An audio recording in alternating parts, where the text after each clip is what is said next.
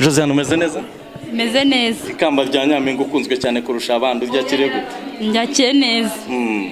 We expectingaga iki winjira muri irushanwa bwa mbere? Mbega navuga ko ari adventures. Ntabwo na ikamba rimwe nizeraga. Niki cyaguteye imbaraga kujya ujya muri Miss Rwanda kugeza ubu ngubu? Nanjye mbega byandwaniyemo numva ko ngomba kwitabira gusa nkashaka kuba nabyikwamo ko nkumva bindimo paka nje. Ikamba rya Miss Rwanda ntabwo rigiye gukanye, ntabwo biguteye ikibazo, nta mujinya ufite cy'aburakari? Oya, nta mujinya mfite. Iri kamba rya Miss Popularity naryo ni ikamba ryiza kuko naryo rituma ushaka ko wagira icyo ugeraho, nta mujinya.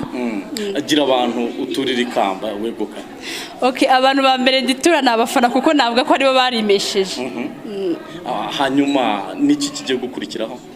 Ikigiye gukurikiraho n'ubundi ikizera abafana bangiriye, tugomba gufatanya muri byose.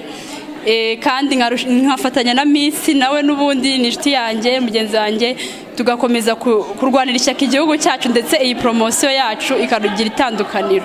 Urakoze cyane Josiane. Urakoze nawe.